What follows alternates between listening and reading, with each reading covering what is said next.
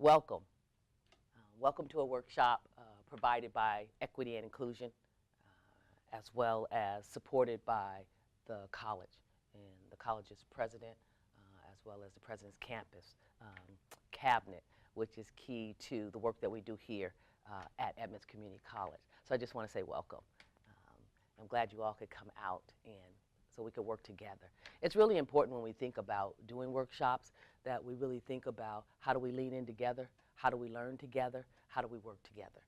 When we think about equity and inclusion, how do we lean in together, how do we work together, how do we come together as a community to move the campus forward.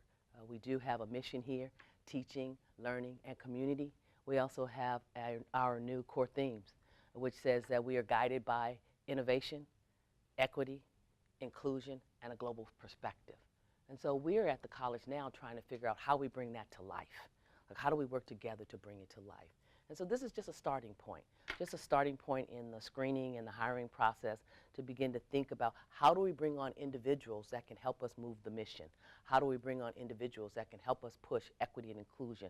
And I would go as far as to say inclusive excellence, which is a framework that requires that we begin to look deep into our structures and begin to think about what does it take to come into our values. What does it take to create a safe environment? What does it take to allow us to be a beacon in the community? And so with that, I'd like to get started with a workshop that I'm going to provide. The workshop is Rising Above Cognitive Errors, but I'd also say I'd put a little colon at the end. If you do the same, what happens? You get the same. Let's try that one again. If you do the same, you get the same. If you do the same, you get the same. if you do the same, you get the same. That's right. And so this workshop is to get us to begin to think about, like, are we going to continue to do the same? Or we continue to think a little differently about how we want to get organized around equity and inclusion. And so the work I'm going to be providing you is the work of Dr. Joanne Moody. She's done some work on, and really provided leadership related to cognitive errors. That's Dr. Joanne Moody's work. Also the diversity, hiring, equity, and professional development committee or council that was formed in Washington. They also have developed 16 steps to a screening and a hiring process. And so I'm going to work to integrate that, or you're going to help me really when we get to that part. And you're going to help me with that. And then a multicultural organization. So we talk about wanting to move in a direction, but I think it's really important that we have a framework. So what does it mean so that we can do these things really intentional?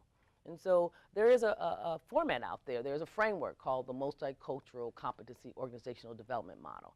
And so I'll add a few pieces in there about the model. With that, let's get started. As I said, cognitive errors is a key piece of the work that we're going to do today. But it's important for us to think about cognitive errors within the framework of the college. So we just have a new mission, as we said, teaching, learning, and community. TLC. It really gives us an example so how do we show TLC? And TLC is not to be just shown like through hugs. TLC is shown through action. And so that's really important. And then, as I stated earlier, the core themes, we are guided by innovation, equity, and inclusion, and we're committed to academic excellence, student success, and community engagement. We also have some facts here, which is important when you're training and talking. What are some of the facts that we have? We know we serve about 20% of full-time employees are of color here at the college. We know about 11,000 on average. We have students at the college, average age about 29. We know that information. We also know at this point about 40% of our students are students of color as we looked at data from fall 2016. So what does that have to do with anything? It has to do with a lot of things. Like, how do we continue to bring on more diverse students, more diverse faculty and staff on our campus? It's also important to say we have about 7% individuals or students with disabilities, and then we have about maybe 12 or more percent, 12 to 15% of international students. And so I said when we think about our facts, and you can most definitely look up more facts, right? When we think about that, we have to say, okay, so how can we do things differently? How can we do outreach differently? How can we do onboarding differently? How can we do our job searches differently? How can we be different? Like, that's really key. Like, it's not all this stuff out there. It's like, how do we think about different things and how do we move? So my motto piece, or what we'll be working to say back and forth, if you do the same, You get the same. if you do the same. You get the same. All right. So with that, let's start with a multicultural organization and inclusive excellence. So looking at the broader structure, so where is it that you want to go? Bailey Jackson and Rita Hardiman, I think, and Elizabeth Halvino, they've done some work on a multicultural organization development model. And in that model, there's these stages that you have. And so there's an exclusionary stage, but I don't often start with that stage because I don't feel that's the stage to start with. I'll start with club. That could be a little closer to where we find ourselves today. The club is a stage where you just focus on the current positions and the current practices. And so your eye really isn't on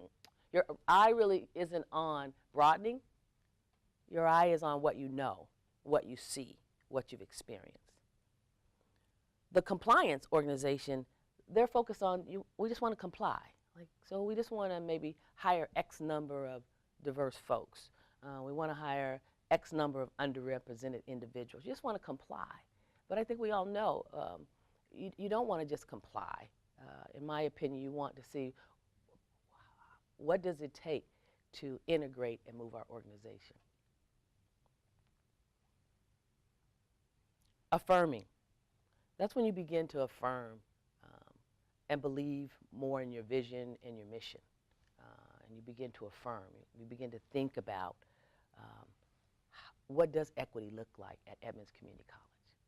How can we be fair? We've all had opportunity probably that we felt we weren't treated fair, and it doesn't feel good, right? And so how can we work to think about equity and think about fairness? And that happens at the affirming stage. You begin to use your own personal understanding of equity and inclusion, and then you begin to be able to make some of those connections. And then redefining. Like now you kind of got it, right? Like, oh, okay. And so like maybe you then need to begin to look and begin to redefine who you are here on the campus. Like how can you better make connections? How can you look at your program and your policies different? Like is there another way to kind of do this? Is there another way to make some changes here on the campus? So you work to begin to redefine and create more meaning for self. I think in the work of equity and inclusion, we know when you can create meaning, you're more able to get connected and overall help the college move towards our vision and mission. And the final stage is a multicultural organization. And that is you begin to really focus on transformation. Like you want something different, right? And it's not like you just want something different for the students or the employees. Like you want something different for you. You want something different for family. You want something different for friends, something different for the community. And so you begin within your organization to think about what does that look like? Like have we really gone through our policies and procedures to make sure they're not biased? Like, have we taken the time to think about how we streamline practices in a way that it helps all individuals? So you really start digging in a teaching capacity. How do you look into teaching and think about how can I transform my curriculum or my teaching strategies in a way that would really help students, right? In the hiring practice, right? You start thinking about what do we need? What needs to happen in here? Like, how do I need to be in the room? And how then do I need to help the committee or support the committee as we move forward? So that would be the pieces around a multicultural organization. Inclusive excellence is language I'll probably use throughout. That's a framework.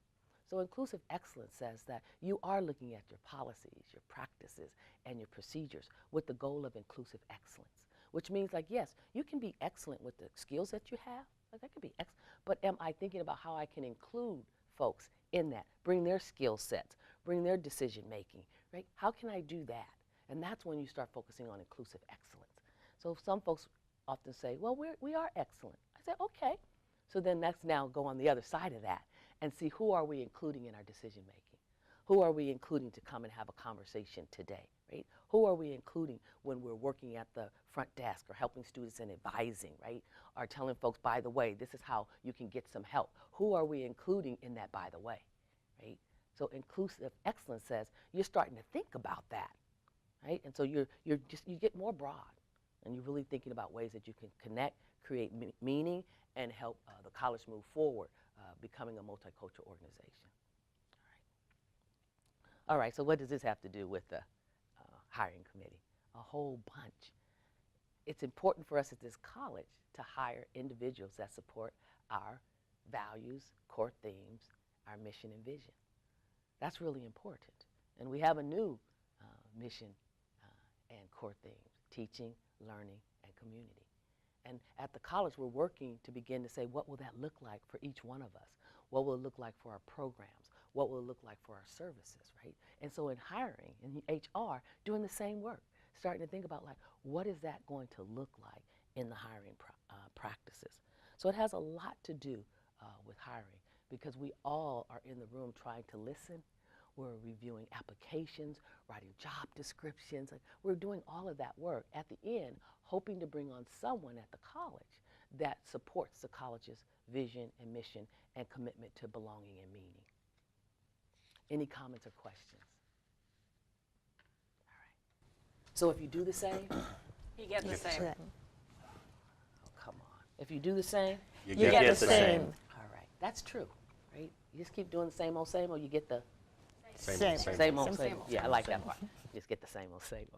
All right. So our next step is to go into the 16 steps in a hiring process, and that's page 4 for all of you.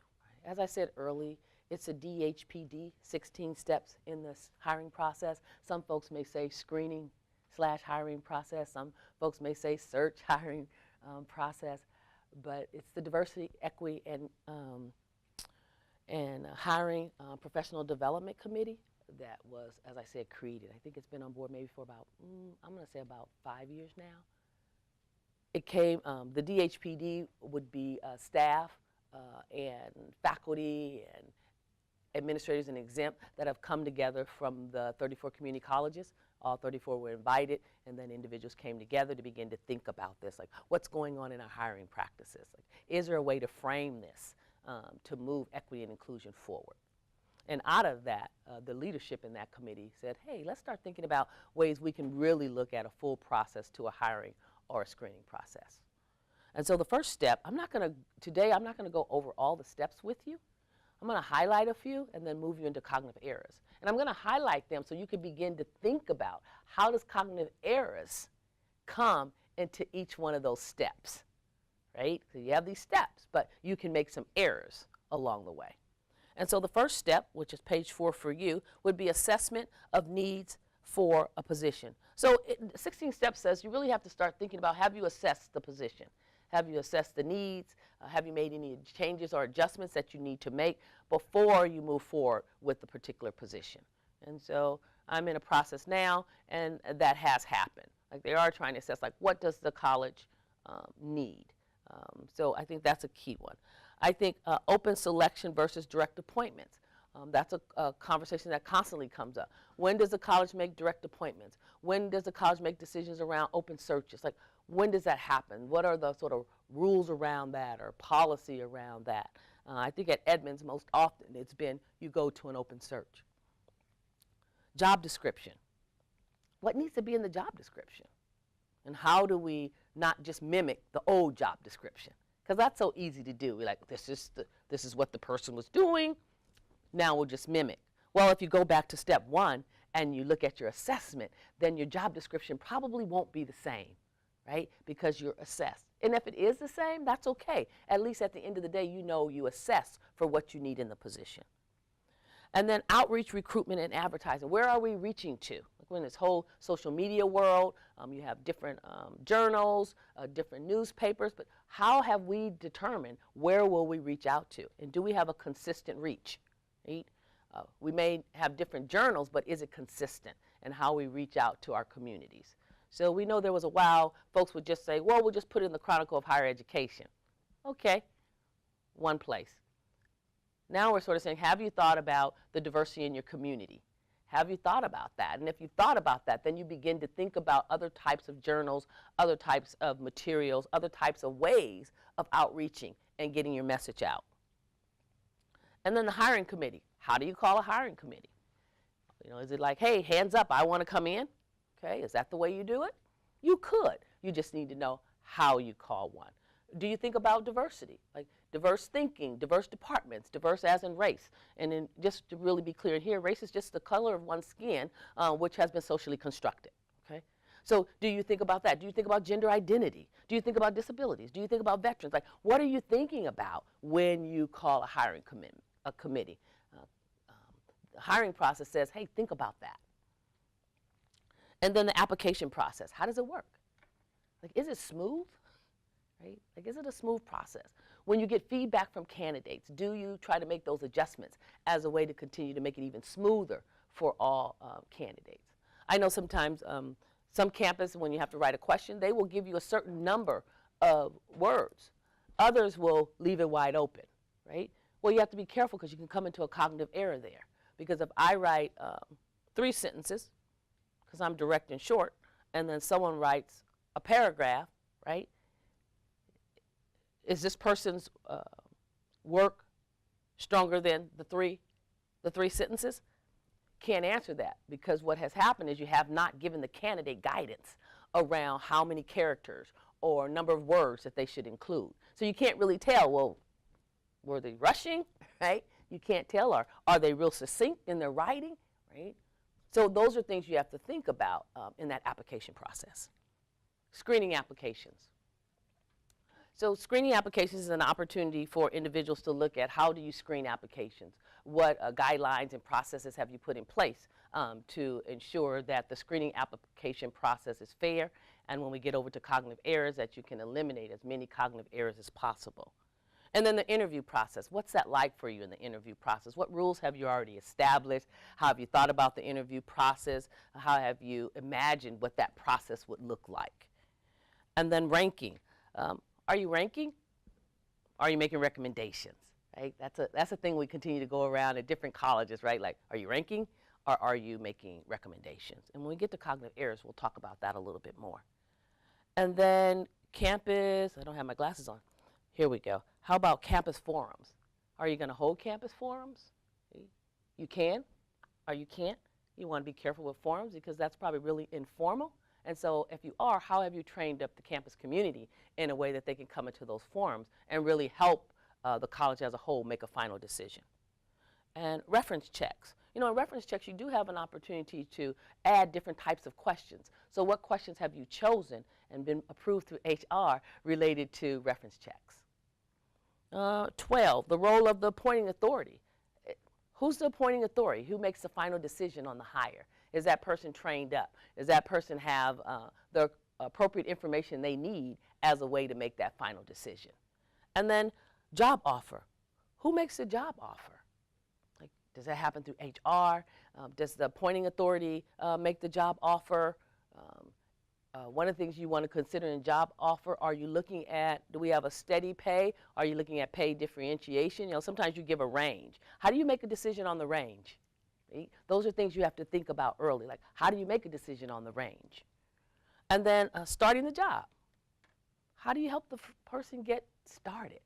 I know I always want to say, folks, hey, thanks. Folks for helping me get started, right? They came by, introduced themselves, talked to me. The campus sends out an email.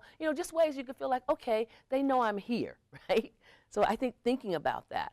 And then retention. How do you retain the employees? There's some strategic ways to think about that and some strategic ways to think about that. And then the final one is leadership development. How is it that you create some leadership development or professional development, right? Because none of us are perfect. So we all are going to need something, right? Other ways to build our skill set. Now we know we hold on to our strengths because that's really, really important. So I can highlight more strength. But also there's probably an area, a growth area, that someone would want to work on. And if you want to work on a growth area, that's how you begin to think about professional development. So we think about these 16 steps overall, and then as a committee, what happens is that you begin to think about how do errors come into the process. And so with that, let's go to cognitive errors. So Dr. Joanne Moody, I just want to make sure I'm clear that this is Dr. Joanne Moody's work. She did some work on the tenure process as well as other areas in the hiring process. So it kind of starts with that tenure piece, but then she also included like how do you look at it in other ways. And so we're looking at it in the frame of a hiring process. And so she says, during cognitive processing, identified as collecting, sifting through, and interpreting various kinds of information to use in our decision making, because this will be decision making, most of us often unwittingly take cognitive shortcuts and fall prey to cognitive errors or implicit bias. She says most of us, I kind of think all of us. I know we try to dance around all, but we all have implicit bias. It's just where will it come out, right?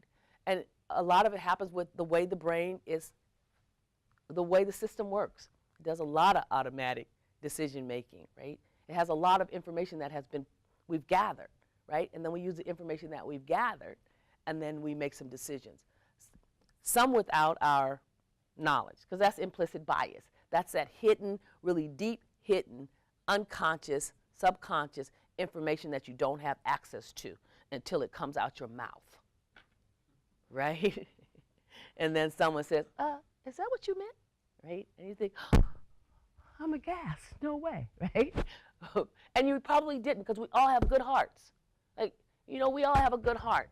That's not our intent in most cases. With implicit bias, that's really not your intent, right? Because we all have good hearts. We're not walking out right trying to hurt people's feelings or make decisions that are bias focused. That's not our goal. So cognitive errors is a way to begin to think about what are the errors and how do we think about creating more frames, more rules, more ways to think about our work. So on page 5, cognitive errors. I say cognitive what? Those cognitive processes that lead us to unconsciously or unwittingly commit a variety of errors and automatically take shortcuts. Right? Those cognitive processes that have the ability to contaminate the evaluation or hiring process. As we gather, sort through information, interpret it, then reach decisions about it. What are those errors that we make those shortcuts and there's an error? Dr. Moody's work is also focused on that bias piece, implicit bias. And so what is bias? Bias, a particular tendency, a trend, inclination, feeling, or opinion, one that is preconceived or unreasoned. Unreasonably hostile feelings or opinions about a social group. That's from dictionary.com. So what's a bias? We all have biases. We have implicit as well as explicit biases. And so again, implicit biases, that's where we'll start. Those are really unconscious. So implicit bias, when we have an attitude towards people or social stereotypes that affect our understanding, actions, and decisions in an unconscious manner. Note, these biases are deep into the subconscious, not accessible. Right? So you can have biases by a range of groups. I know sometimes folks, well, I have a bias about a color. Yes, you can, but we're talking about people, right? How is it that we manage and think about the possibility of having implicit bias related to other individuals? So what we do know is there's some research out there doing a lot of work on implicit bias, and we do know, one, we know it's well documented and pervasive. The gist are. We also know we all have them. I pause at that point because sometimes, you know, it's difficult to acknowledge that we have a bias or we have biases. Like, you know, we don't want to have them. And so I really pause to get people to think about, yes, yeah, we have them. The question is not so much we have them, it's once they come up, what do we do about them? Okay? Because you can't do about something that's deep in your subconscious or unconscious and you can't get to it. But now it's out, and so what do you do about it? How do you apologize? How do you think differently about a program you want to develop? Like, how do you think differently about your decision making? So that's a piece when we think about biases. All right. Any questions about unconscious or implicit biases? I also want to say that there are explicit biases, right? And that's important for you to know. That's like, they're in your conscious. You may not say them, right? It may not be okay to say in your work environment. It may not be okay to say at home, but it doesn't mean that you don't have them, right? They're explicit. They're out there. They are not in your subconscious. They are in your conscious. You are aware of them. And often, again, implicit bias and explicit bias comes out of stereotypes, right? and I always say the water in which we swim in. It often just has a lot of stuff in there. We get it through social media, through TV, through family conversations, through conversations with friends. Like everywhere you turn, you get this information. It's in our water, right? You get it through the structure. You get it, it's just there. And so we grab hold of that information. Even when we say no, no, no, it's still, our brain still is taking in information, right? And so that's really that unconscious piece. And then we get some information that we hold on to. You know, someone told me this, and that's what I believe. Like this person is that, that's what I believe. This person is that, that's what I believe, right? And you're not willing to let go of that stereotype or that bias. So with that, Dr. Joanne Moody, she said there's these cognitive errors and they happen from an organizational side as well as they happen from a individual side. So we're going to start with the organizational side. So from the organizational side, no one is accountable. So you bring the committee together or you're talking about HR or talking about a new hire, but no one is accountable. Like no one has the answer to the process. No one has the answer to the rules that you need. Like no accountability. No one has the answer to the amount of time you're going to use for the full process. Right? Overlapping and rushing. Any of you ever been in a situation where you felt it was overlapping and rushing in a hiring process? I have. You know, could just use a little more time. You know, let's say something comes up in the hiring process. It'd be great if we could pause long enough to really take time to talk about it. Right? So overlapping and rushing. Or the position is open and you need that person right now. Right? So let's just get them on now. That's another way that the organization can find themselves in overlapping and rushing. Any other ideas for overlapping and rushing? We've had that when we've had quite a few interviews in a given day. So maybe there's like 7 and the committee is very tired and then we go to deliberate. So I think now a better practice may be to hold the deliberation for the next morning. Yeah, that's important. If you're getting to the end of your day and expending all of your resources on thinking about the candidates, taking that time can be important for sure. I would also say think, you know, is 7 reasonable? You know, like, can you break it up? You know, at least if you do 3, a lunch, and then, you know, your next 3. Or do you do 3 or 4 one day and you do 3 or 4 the next day? And then if you have 3 or 4 maybe in the morning, then it might give you some room then to take a break, have lunch, take some time to think about your candidates and maybe come back later in the day to make final decisions. Right? So there are ways, but it just goes back from an organizational dysfunction or problem. Like, are we thinking about that? That's just really important. Thank you. Lack of debriefing for systematic improvement. We often don't debrief. Like, we come into an interviewing committee, we do it all, and then done. And I get it, because we are busy. I know I am. I can't speak for other people. And so I could see easily, you know, sort of saying, okay, your strengths, your strengths, your strength, your strength, how'd it go? Great, bye, right? Right? Rather than saying, okay, let's make sure after committees come together, they wrap it up, move their recommendations forward, maybe let's make sure that we come back. Maybe even before we do the, you know, do our final deliberations, maybe just talk about that process. Like, where are we? This is where we started. This is what we agreed to. This is where we are now. And here, and this is how we're going to wrap this all up. Right? Maybe even using that process might be a way. That's just an example. How about no ground rules? Just no ground rules. I say no ground rules, and or you have ground rules and you're not following them. Right? Like, are you allowed to talk about your candidates outside of the interviewing committee? What is confidentiality? What does it look like?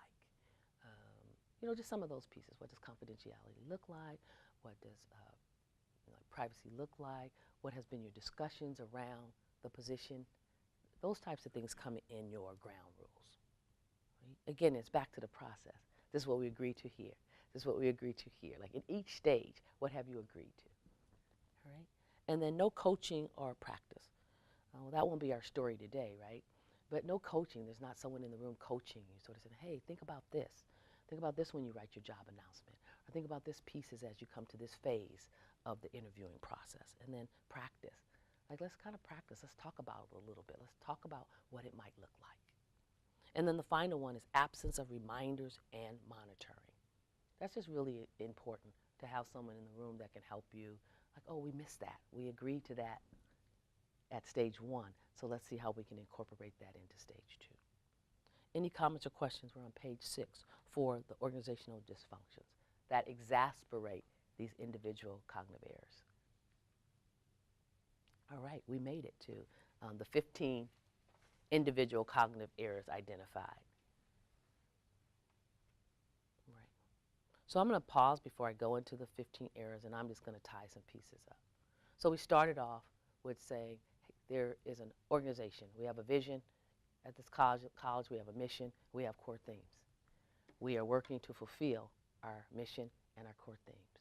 We have some ideas around what type of organization we want to be and how do we live into our organization. And then we have different levels of an organization when we think about equity and inclusion and inclusive excellence. There's different levels. And then finally, we then find ourselves, we're in one of those levels around these 16 hiring practices, because you then have 16 hiring or screening practices that we can look at as a college. And in that is when the screening and the hiring committee come together to help us bring on an individual who can help us move the organization. Right? But within that, you can have dysfunctions. And we talked about the 6 dysfunctions from an organizational perspective. And what it says is the organization can help exasperate where we find ourselves now, which is in the individual cognitive errors. All right? So with that, let's step into individual cognitive errors. Any comments or questions? All right. So Dr. Joanne Moody said that they are, I said, all right. I gave you like 2 seconds to think about that. I was like, all right. So Dr. Joanne Moody did 15 individual cognitive errors. And she starts with stereotypes. And so I'm going to start there with you, and we're going to just go through. And so if we think about, she says there's these 15 errors that individuals make that often happen through implicit bias, right, or some type of bias. And they're just errors. And so the first one is stereotypes. She talks about it's a broad generalization about a particular group and the presumption that a member of the group embodies a generalization. So you're just generalizing. And it often, one of the ways it manifests is negative stereotypes, right? So a negative stereotype is negative presumptions, such as assuming the member of a group is incompetent in an area, lacks character, or is untrustworthy. That's just an example. And so what I often ask folks to think about is like to think about those stereotypes and think about what images come up for you when you think about a person that you may perceive to be incompetent, or to think about someone you believe lacks character. Think about someone you believe is untrustworthy. Like to start thinking about like what do people say or do that might produce some of that thinking combined with stereotypes. And then the second one is positive stereotypes. So more the halo effect, where a member of a group are presumed to be competent, are bona fide, or have positive achievements. Like, so we have this image in our mind around certain groups and individuals and certain characteristics that would say, wow, that's a positive stereotype. That person really can perform, right? So to think about that. I think in the group itself, when you look at stereotypes and negative stereotypes, thinking about the group itself, what dynamics come up with each one of you in the room? Like what's your thinking about each individual, the diversity in your group? What's your thinking about that? I was talking to someone who said, let's think about some of those errors that can come up in a process. And so I think positive stereotypes or negative stereotypes. You can lean in and say, oh, well, I think, Kevin, I think he really is going to be able to help us get the answer and make the best decision in this room, right? Like, why do you think that? You have to begin to ask that. I think so-and-so may not be able to. Like, why do you think that? There's probably some stereotype running that would allow you to sort of move in that direction. Okay. Also, when we think about stereotypes, we know microaggressions come out. And microaggressions really are just a manifestation of stereotypes. And so microaggressions can come out. We'll get down further in the interview process, but one way they can come out within the committee is that if you have diversity within the committee, when you get to thinking about writing a diversity question, you lean into the person you perceive to have the diversity and ask them, like, what question should we write? Right? Where really all of us should be up to par and up to speed as we think about our competency and as we think about writing questions in an interview process. So that could be an error because something's running, behind the scenes, and you think, oh, can you help me with this question, right? Like, why? Why at that moment in the process did you make that decision? When probably, not necessarily, through the whole committee, that's not how the process has been working, right? But you get that question, and you're thinking, I'll lean in, right? So just thinking about that, like what does that look like, and getting yourself to process that. And again, what I want to say is, it's not like, oh, it's horrible. That's not what we're trying to say. What we're trying to say, when that happens, like what can you learn from it, and what can you do differently? That's all you're asking. We will have biases till infinity and beyond, again, but you can work to reduce them, and you can work to figure out ways to engage them when they happen. Right. So let's look at cognitive errors, number 3. So I gave you a 2A, microaggressions. We talked about that. You can't have microaggressions. Number 3, raising the bar. So let's say you get a candidate, and we are sort of saying, okay, we want community college experience. It's like a community college experience, and you have to have, I'll just say, a degree, maybe a bachelor's or a master's degree. So you read the applications, and then you say, oh, that person's from this university, or they're from that university. And you're like, oh, we're thinking that maybe the person with the, we should be using university as our requirement. But you can't go back and change your job description. And you can't raise the bar. You can't say now that's what we want, someone from a university. You can't, that's raising the bar, right? You have to stick with what you agreed to in the job description and what you agreed to as a group. Right? Any other examples of raising the bar?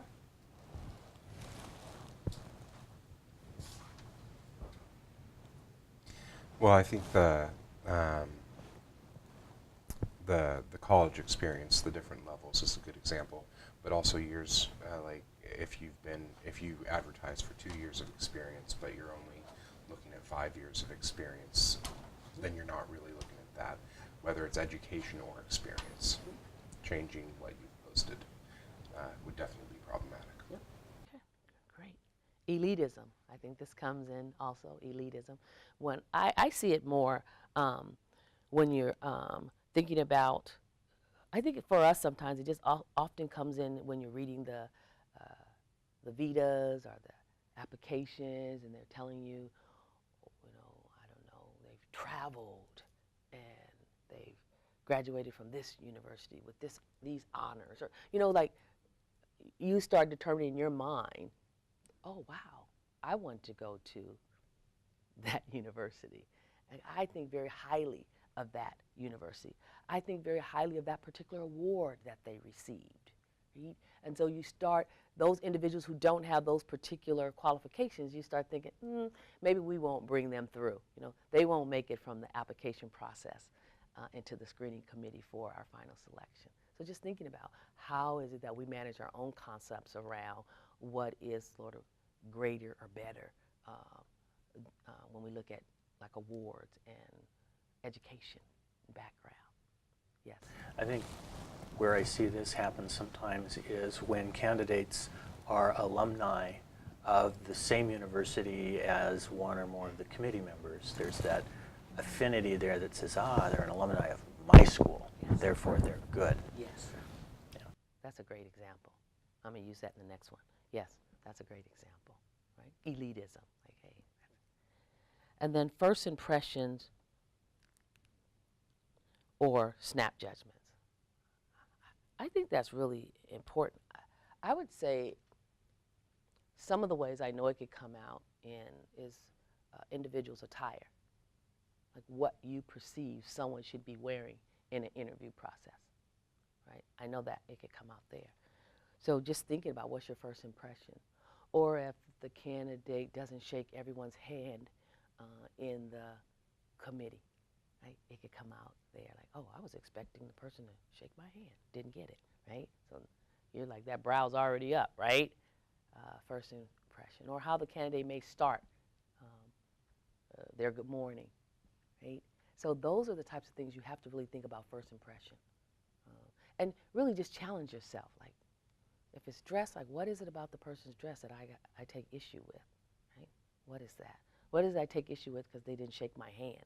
Like, does that have, does that have something to do with the job description and the person we're trying to hire, right? At that point, I would probably say, don't think so, right? But those are things that you need to think about when you think about first impression or snatch judgments. Yes. I've seen that come up too when the candidate is maybe low energy when they're presenting. Like, even though they might have just a very stellar CV and whatnot, it can also show up. I've been in a hiring committee where there was a question about why they had their laptop open versus everyone else who was brought in paper, which I didn't think had anything to do with anything, but it actually came up. So you just never know where that comes in too with folks. So I think that's a great example.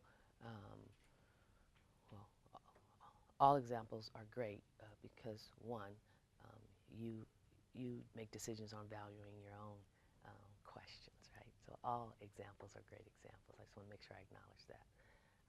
Yeah, but thinking about those first impressions, what are some of those things when you ponder your interviewing processes?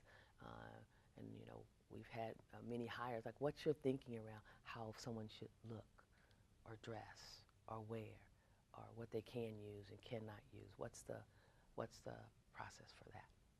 All right. So first impressions, really, that's really just about that. First impressions. I walk in the door. First impression. Does that make sense? That's not like, then I sit down, right? I walk in the door. You're already looking at me, and your mind is already moving. What thoughts are coming up for you, and how can you manage that? Okay. Number 6, the longing to clone. Yes. As a college, I think we find ourselves there right now. You know, our president, Dr. Jean Hernandez, will be retiring. And, you know, folks are like, no, Jean, you know, whoa, what's going on, right?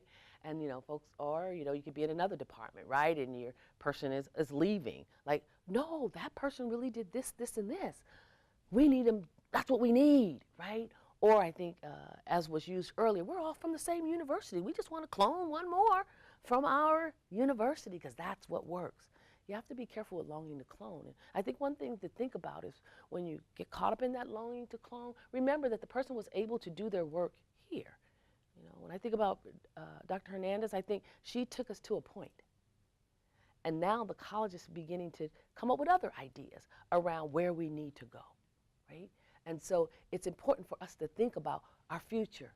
Where do we want to go, right? And in thinking about our future, that helps us build that job announcements. That helps us make those kind of decisions, like what is our next step? I think that's a little easier, maybe not easier. I think that's a way to push out longing to clone, right? And then just really writing down, like, what were those, on the person that you're talking about, what were their strengths and what were their areas of growth? Because everyone has strengths and everyone has areas of growth. So what were they, right? Was it just they had the same university and so we're going to stick together? Or, you know, hey, think about that when you long to clone. Longing to clone. Good fit, bad fit. You have to think about what's good fit, bad fit. Like, what is that? Right? This says how comfortably and culturally at ease one will feel with the candidate. That candidate is valued more than candidate's actual accomplishments and skills. So you're really focused on, we have this great connection. But when you look at really their skill set, their expertise, if you kind of look at your other candidates and what you're asking for, maybe they really don't necessarily come to par. But what you like, it might be my woo from the strengths-based model, right? You like the engaging piece. But what happens, you're not looking at the skills and the content and the knowledge and the other, you know, pieces that you need in order to move your department and move the college forward. So really thinking about good fit, bad fit. Yes. I've also seen this used as, you know, as kind of a code for like us. Yes. Right? Mm-hmm. You know, what we say is we're evaluating whether they're going to be a good fit with our team, our organization, but it's really kind of code for, are they sufficiently like us? Yes. Or, you know, are they too different, however that's being perceived? And is that going to cause, you know, are we going to have to adjust and that's going to cause friction? And that's a trap too. That is a trap. And I think that's a great point when we think about just the pipeline. You know, the pipeline is different now but we often find ourselves only using the same pipeline like to the position. So how do we start thinking broader? How do we think there are other people in other types of jobs besides the community college and the university or higher education that could come on board and help lead your department or help lead the campus or provide leadership skills or work in the department, whatever the particular position may be, right? I think it really is important for us to think about that because we do know in certain areas the pipeline is kind of drying up because it's just that same pipeline. And folks are retiring, or folks are leaving, and or we're in a different world where folks are trying a lot of different things, like different types of jobs. But how do you create universal skills, right? That the person doesn't have to just have this type of skill. The person can have a range of skills in a way to get the job done. Okay. Provincialism. That's just really sort of the narrowing of your mind, like it may occur kind of because you lack exposure. So you just back to that narrow. This is the way we've done it, and this is the way we're going to do it. So number 8, undervaluing something related to the candidate that is outside of your province, outside of maybe your worldview or your experience. Therefore, you undervalue it, right? And I think that's back to the pipeline. Like there's a lot of different strengths and skills that individuals have that if the committee or the campus as a whole, if we broaden our thinking and our experiences, we would think, wow, that's a great candidate.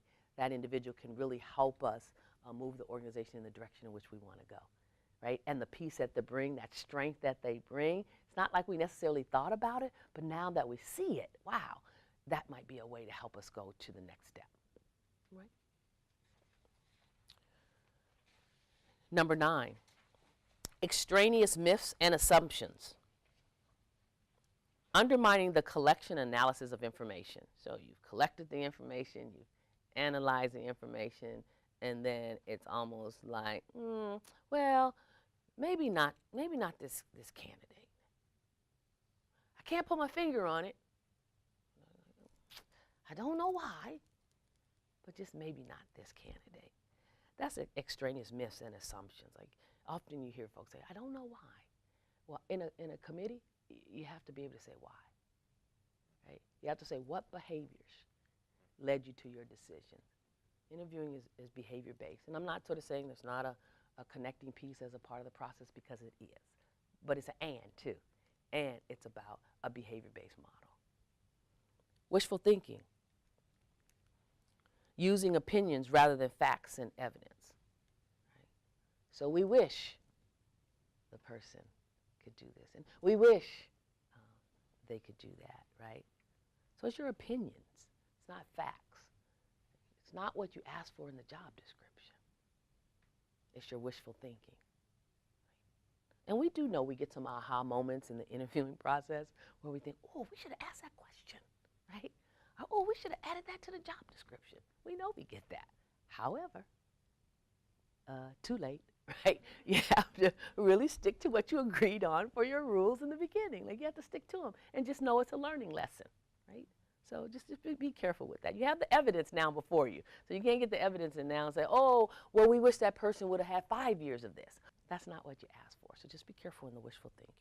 Self-fulfilling prophecy. I think we talked about this a little bit.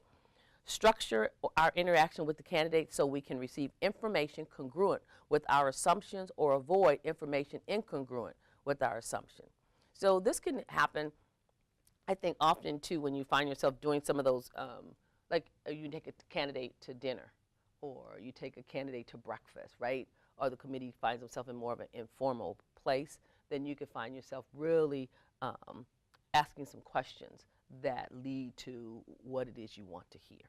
And so you have to think about that because already you've written your questions for probably the interview in general. And I would strongly encourage you to write your questions before you even open up the application. Start looking at any applications. Like questions should already be written so that then you don't start looking at the applications and think, ooh, let's add this question. But really what you're doing is now you're leaning into your pool and you could find yourself caught in some biases. So be careful with that. How about seizing a pretext? Hiding one's real concern or agenda behind something trivial or focus on the negative rather than the overall performance. So your trivial could be when the person first came in, your first impression, right? Now you're holding on to that first impression, and now you're seizing pretext, right? You're seizing opportunities to bring in that bias. And so you have to be careful with that.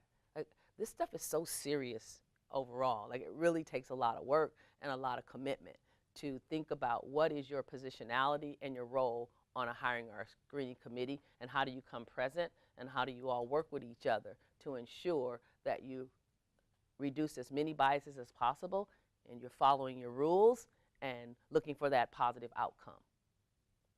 Number 13, character over context or attribution errors. Attributing responsibility for a situation that is anecdotal and not used to evaluate other candidates. Right? So you're probably coming down to the end, now you're evaluating, and now you just start saying, well, I heard. Did you know I heard blah, blah, blah? Or someone said, right? Now you just, you're using outside information. And I do know that, sometimes committee members do have a relationship or they know another candidate, right? If that's the case, that should have been brought up way in the beginning of the process. And you should have agreed on what happens if you know one of the candidates, and how will that be managed, and what will happen with that, right? That should have happened in the beginning. So how do you manage that particular piece so you don't get caught in attribution errors? Number 14, premature ranking and digging in. None of you know anything about that. But it's almost like you have decided on your candidate, and so you just dig in, right? And that could take you back up to seizing pretext, right? Because you've already decided early, so now you're trying to seize pretext. Like, hey, did you think about this? Did you know that, right? So you got to think about that. And then starting to give the individual more positive attributes. Does that make sense? Now, because you've already dug in, you know what candidates you want. And then premature ranking. We often recommend that you don't necessarily rank. You send forward the individuals that you can live with, right? Like, these are the individuals, if you hire any of those individuals, you can live with those individuals. We also say that there should already be a screening tool in the room that you're using to rank candidates and make decisions about candidates. Like, what tool are you using? And if you don't have a tool, then what's the agreed upon way to rank, right? Or what's the agreed upon way to bring in strengths and areas of growth? So that needs to be agreed upon. And there needs to be someone in this process, we believe, and so does Dr. Moody, helping you manage these pieces. Like, hey, that sounds like you're digging in, right? And you can sort of say, well, I am because, right? Or no, I'm not. I have a couple other candidates over here that I also think would be great for the college. Any comments or questions? And number 15, momentum of the group.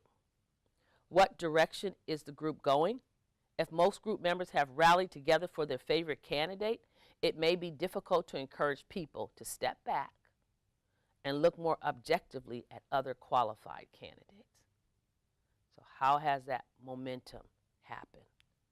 Is it already just moving full speed ahead? And so you haven't taken breaks during the process to remind people of this is what we agreed on. This is how we agreed to rank and process. Are we going too fast? Sometimes something could come up in the group, like someone might think, hey, you're trying to just bring that person through, right? Well, you need to pause and be able to have time in the process to talk about that. So you can sort of say, no, that's not what I'm trying to do. This is what I saw, right? So you have some time for the committee to think about what you're seeing and why you think this particular candidate might be in your top 3 or whatever number you choose. So really momentum is important, to really think about when you feel rushed, right? When you feel like, okay, we're just taking too long on this. So what's going on in the process that we're just mulling it over and over and over? It's something going on, right? So why are we stuck? I think Dr. Moody would say you need some time in that process to do that. And if we think on the organizational side, if you already are overloading and rushing, then you don't have time for that part of the process, right? If you don't have any accountability, then you don't have time for this particular piece in the process. So those were Dr. Joanne Moody's 15 steps.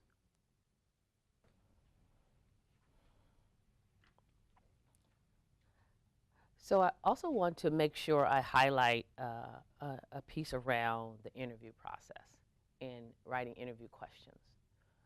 I think it's important for you to think about what type of interview questions you're wanting to write, what's the style of your interview questions, and are they behavior-based?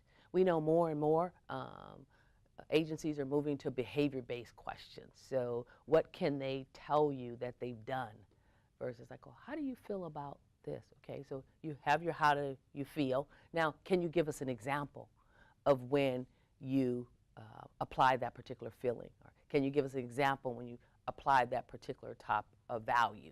So asking them to give you some behaviors related to their questions. Also, deciding on the questions, and then when you write the questions, afterwards as a committee, you need to come together to agree on the questions. Like, what's the answer to these questions? Like, what are you thinking the answer would be? And you could do that in bullets.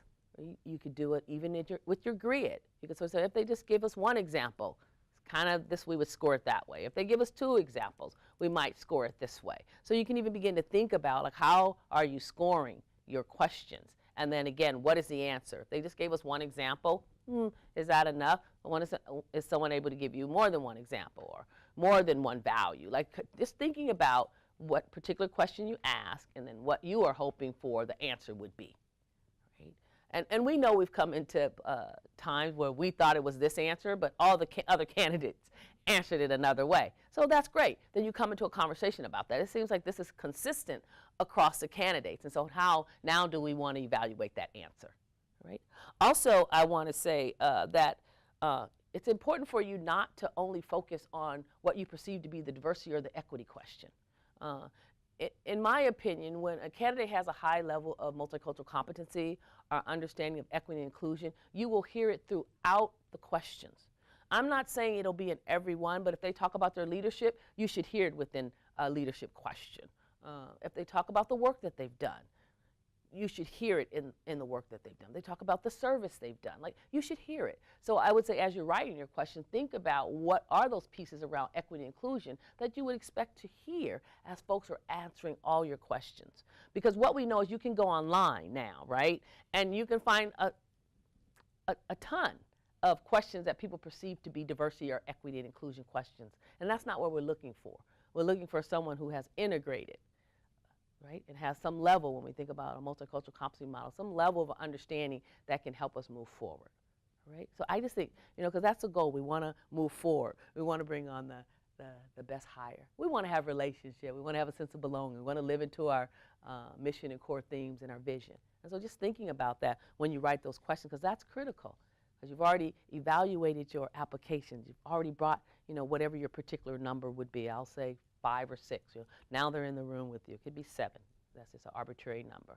Now they're in the room with you, and so the questions that you are asking is really important. I think you also have to talk about how much you're leaning into the interview process. Like, is each one separate? So I write my interview, you send me forward, so now that's separate from now I come into the interview process. Like, are they separate or is it a continuum?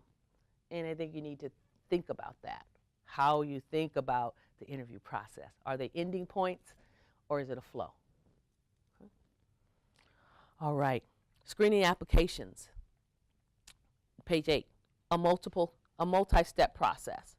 So study shows you can avoid homogeneity in your shortlist if you screen applications in a multi-step process.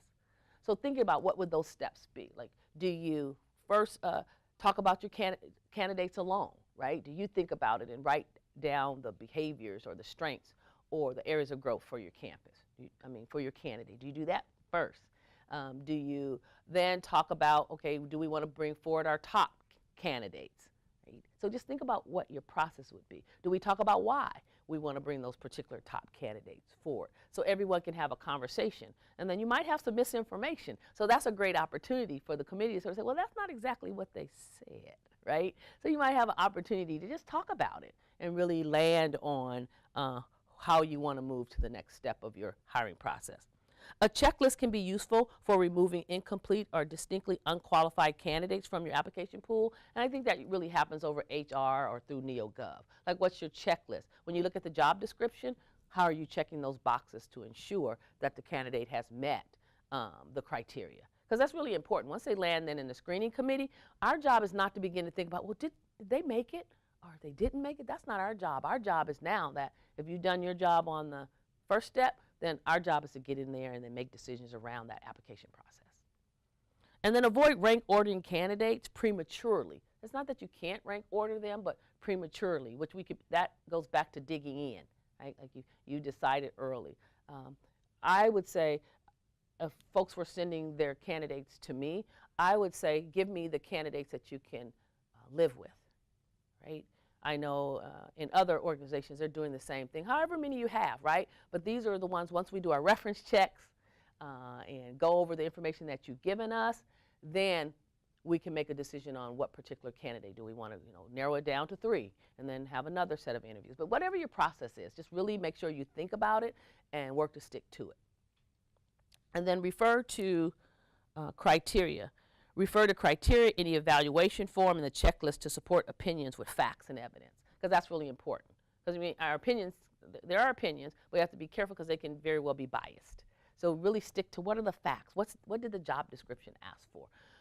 What are you agreeing to, right? How were those questions answered? So really think about, do you have a checklist?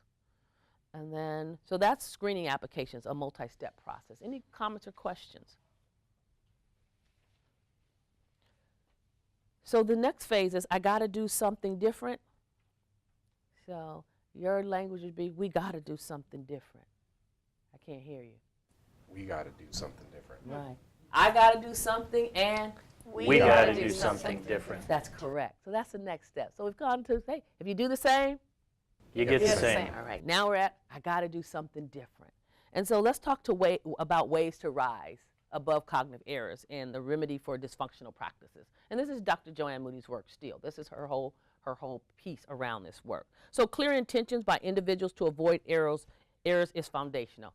You have to come to we agree with that. Like that's the baseline of the work that we're going to do. Dialogue followed by visual reminders and intentional checks for errors in every stage. You agree to that, and you can put that in the ground rule. Right? Coaching, preparation, reminders, toolkits, and workshops before process begins. Maybe chair coaching, coaching the chair, equity advisors or equity monitor. Dr. Mooney talks about having a monitor in your environment to help monitor the cognitive errors, to help monitor the stages in which you've agreed upon, right? So having that monitor doesn't have any voting rights. Their work in the committee is just to monitor. And so if you talk about having a monitor in the room, then it's easier for the committee not to say, no you, no you, no you, right? The monitor sits in to say, that sounds like an error. That sounds like elitism. Or that sounds like we need to do a checkpoint on what we agreed to for ground rules. The monitors can do that work with you. So that's ways to begin to rise above cognitive errors. Also, screening applications through several stages is critical to ensure that you have established a final list that includes diverse individuals. Now, we know that this is a one that individuals really have to take a look at, like what does it mean? What's our student population look like? What does our faculty and staff, administration look like? And just really just know this information, because we are in an I-200 environment where we have eliminate I-200. So we don't add in race, we don't add in gender. Those are not add-ins.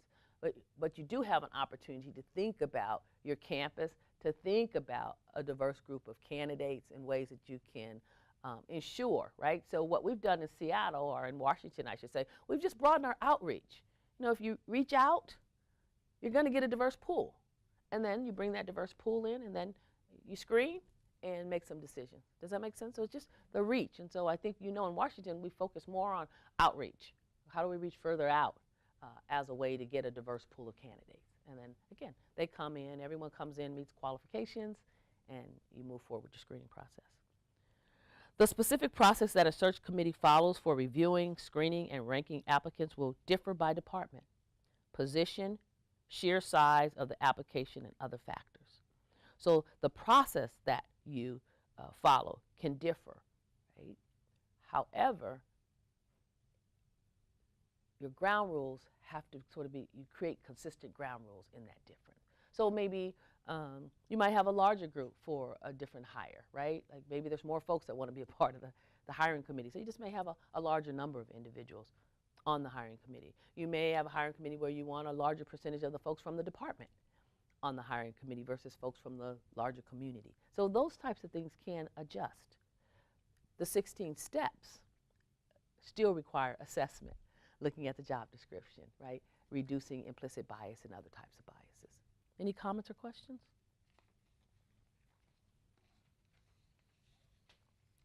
All right, I think we're coming to page 10, which is our final piece around rising above cognitive errors. And what I want you to do is to think, too, around any ideas you have around ways to rise above cognitive errors. Accountability for screening committee to adhere to ground rules, including evaluation criteria, a process for discussion and handling disagreements, and a method for determining who will be invited to interview. And we've talked about that. Those are your stages, and that's your process. And often if you do have a monitor in the room or someone from HR in the room, they can help ensure that you follow that process. Slow down to return to an applicant. Like if you need to slow down. I would say where we have to be careful too with slow down is because we are now on NeoGov. And so, we're really busy in our mind, we're really busy doing things. So just really think about, how much time are you spending on your applications? When do you need a break? When are you looking at them? Is it midnight? If you're a midnight person, that could be perfect. But if you're not a midnight person, that might not be the best time to begin to take a look at those applications. And then review and deliberate on the applications where warranted. So sometimes folks come in and sort of like, hey, can we think about what candidates we all have in common? And so you list out the candidates that you already have in common. You're not ranking. These are just the ones that, oh, I agree, and then I raise my hand. So, oh, I agree to that candidate too, right? So then oftentimes it seems pretty smooth. You land on this certain group of folks, and then, 2 or 3 may have something different. That creates an opportunity to discuss the candidate even in more detail to determine is that a candidate you want to move forward. Do not rank order immediately. You can rank. I'm not saying that you cannot rank. The literature's not saying you can't rank. It's just to think about one of the things I think we often ask, and I've been talking to other folks about this work, it's like, who can you live with? Like, yeah, we do have a candidate that we really think is great. This one's great, this one's great, this one's great. Who can you live with? And those are the ones you send forward. I don't encourage folks to send folks forward that you'd like, if they accept that one, we're not going to be able to work with them. Well, they probably shouldn't have made it going forward. So that's the work of the screening committee to really think about that. Consider alternatives to rank ordering, such as summaries of each finalist. Like you do summaries, you can do strengths, areas of growth, have a conversation about their strengths and areas of growth, see if you come to agreement on those strengths about areas of growth, and then you can move that forward. Like these are the strengths of this candidate, and this is what we would have liked, these are the areas of growth, right? And if it's going to another process, these are the questions we would like you to ask if we go to another interview. Does that make sense? So that just creates room. So you haven't ranked, you know where there's some growth areas, you know where the committee thought, we need a little bit more information on that. And so if you're going into another interview, you can give guidance to the next person who'll be interviewing. So these are some questions that we think you should ask, right? And then again, if I'm the hiring authority, I get to see that information and make some determination on those questions. Sometimes folks too don't necessarily send strengths and limitations forward. I think that's a discussion. I'm not sure where we are on that, but you most definitely can send forward questions that you'd like more information on. And then debrief the process periodically. And we've talked about that, having the monitor in the room, having the chair in the room to help talk about ways to debrief. And I haven't really talked about the chair, but I think it's really important. The chair has a crucial role, and I believe the chair should be given guidance and/or guidelines, I'm not saying they're not, around what does it mean to be a chair? Like what does that mean? What's your responsibility? And how can you really help the committee reach their goals? And that is hiring the best candidate for the college or the position. I think a key piece when you establish a monitor, the monitor's not in the room to do all the work, right? You all also have professional development, and you've received training and opportunities to practice. So you also have the opportunity to talk with each other. Say, hey, did that sound like elitism to you? Or hey, what were you thinking on that particular, not like what were you thinking, but what were your thoughts when you mentioned that particular comment? And then you have the monitor in the room also then to just help manage that. I think the conversations really build relationship. Like I just think it's a great opportunity in a hiring process to build relationships around a particular process, right? And we've seen it I've seen in some of the trainings that I've done when you look at how folks talk to one another, like, oh, I didn't know that, or oh, that's not my intent. Because again, I think we all lead with a good heart. We just find ourselves still having to deal with those subconscious biases that exist, and they come out. We often know they come out when we're tired, when they're overwhelmed, when someone produces some information in the room that's a little bit like, huh? We know that those biases can come out. And so if they do come out, what has the interviewing committee, what have you agreed to? Like, how will you manage that when it comes out? I really don't think you should be like, look at that bias. Because remember, your day is coming, right? Because biases are biases. So my day is coming, your day is coming. But you can create a rule around that. If a bias comes out, hey, you just could sort of say, hey, that wasn't my intent. You know, I apologize, and move forward. In fact, I was just in a workshop with someone, and they made a bias statement in the workshop, and I leaned in, and I sort of said, you know, you may want to, you know, change. You know, that's not a terminology we use anymore, so you might want to think about that. And she was very courageous. You know, the process went on. Like, this is like a stranger. We're in a small group, right? And the process went on, and she sent a note. She said, you know, I apologize. That, you know, that wasn't my intent. You know, basically, I learned something, right? And I swung back around and said, thanks for being courageous, right? Thank you for that. Because that's not easy to do, but you did it. And so, and I have biases and you have biases. So again, let's just keep moving on. And I just think that's a great opportunity. I think that's a way you can handle it in an interviewing process. Call your stuff, say, hey, that wasn't my intent. Apology is needed, apologize, and move forward. Because again, I think we all are leading with a good heart. And we all have, I shouldn't say, yes, I'm going to say all. If you come into Edmonds Community College, you're aware we have a mission and core themes and a vision. And that is to ensure that we have healthy relationships in an environment so that also our students can have healthy relationships and environment and be successful in the work in which they're here to do. And I think that's what we're here to do. And so I think this work and the critical point you have here in bringing on more staff and employees is just so important. And I think if we do it together, we have an opportunity to really to live in and lean into our mission of teaching, learning, and community. And with that,